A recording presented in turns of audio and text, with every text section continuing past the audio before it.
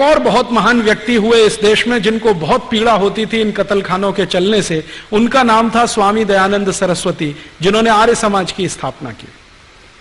उन्होंने तो अपने जीते जी एक फौज तैयार कर दिया गोरक्षा के लिए। स्वामी दयानंद सरस्वती ने एक संगठन बना दिया जिसका नाम आर्य समाज, आज तक जीवित है। 125 वर्ष पुराना संगठन है, कांग्रेस से भी पुराना संगठन।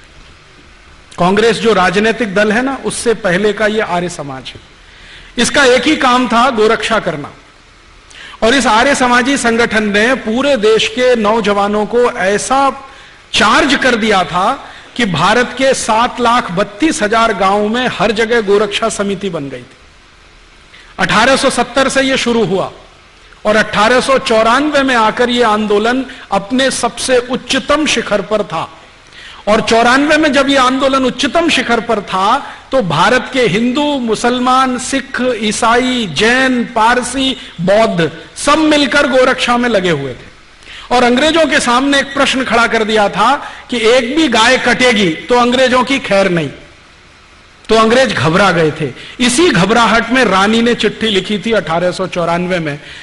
उसने एक चिट्ठी लिखा था 1894 में। अंग्रेजों का एक अधिकारी हिंदुस्तान में था, उसका नाम था लैंसडाउन, गवर्नर था इस देश में। उसको एक चिट्ठी लिखा।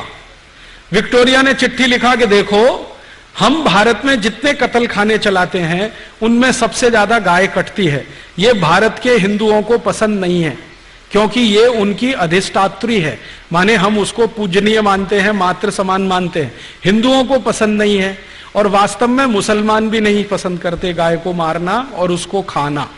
गाय तो हमारे लिए काटी जाती है, माने अंग्रेजों के लिए काटी जाती है। अब भारत में हिंदू और मुसलमान कभी एक हो गए और गाय बचाने में लग गए तो हमारी सरकार नहीं चलेगी भारत में। इसलिए तुम एक काम करो कि जितने कत्लखाने चल रहे हैं गाय काटने के लिए, उनमें मुसलमानों की भर्ती कर दो और हिंदुओं को बताओ कि गाय देखो मुसलमान काट रहे हैं। तो हिंदुओं की भर्ती नहीं, मुसलमानों की भर्ती कर दो। हिंदुओं को बताओ कि गाय मुसलमान काट रहे हैं, कट हमारे लिए रही है, काट रहे हैं मुसलमान, खाते नहीं है, हम खा रहे हैं, काट रहे हैं ये। हिंदुओं को जब ये पता चल जाएगा, ये दोनों एक दूसरे को लड़ मारेंगे और ये लड़ने लगेंगे तो हमारी गद्दी सुरक्षित रहेगी और हम भारत पर 1000 वर्ष तक राज करेंगे। ये विक्टोरिया की चिट्ठी है, लैंसडाउन को 1894 में लिखी गई। इस चिट्ठी से पढ़कर मेरे समझ में आ गया कि पॉलिटिक्स क्या है इस देश में। पॉलिटिक्स यह है कि गाय कटे अंग्रेजों के लिए और लड़ते रहे हिंदू मुसलमान। हम एक दूसरे को गाली देते रहें, एक दूसरे की टांग खिंचाई करते रहें और अंग्रेज मजा करते रहें। इस तरह से अंग्रेजों ने वो एक जो पॉलिसी है ना, बांटो और राज करो, डिवाइड एंड रूल, वो ये है। तो इस डिवाइड एंड रूल में हमको फंसाया, गाय को कटवाया और एक दो नहीं करोड़ों गायों को कटवाया इस देश में।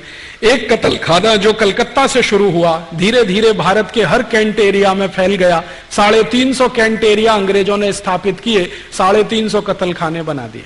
सारे कत्लखानों में मुसलमानों की भर्ती करो और हिंदुओं को बताओ कि गाय ये काट रहे हैं। और जब ये खबर अंग्रेजों ने फैलाई, उसके बाद इस देश में हिंदू मुसलमानों के दंगे शुरू हो गए। मैं आपको विनम्रतापूर्वक बताना चाहता हूं कि 1894 के पहले इस देश में एक भी हिंदू मुस्लिम दंगा नहीं हुआ। पहला हिंदू मुस्लिम दंगा 1894 दिसंबर में हुआ, रानी की इस चिट्ठी के बाद। और उसके बाद लाइन लग गई दंगों की। फिर क्या हुआ, आजादी का प्रश्न पीछे आ गया, गोरक्षा का प्रश्न पीछे आ गया, हिंदू मुसलमानों का सांप्रदायिकता का प्रश्न सबसे आगे आ गया। और अंग्रेजों ने लगभग 60-70 साल तक इसी आग को जलाकर रखा और इसमें समय समय पर घी डालते रहे। वो कभी भी ये दोनों एक ना हो जाएं, इसके लिए पूरी ताकत लगाकर अपने एजेंटों को उन्होंने भारत की बहुत सारी संस्थाओं में घुसा के बिठा दिया कि ये समाज एक ना हो जाए। और इस तरह से बदस्तूर गाय कटती रही और हत्या होते होते करोड़ों की संख्या में पहुंच गई।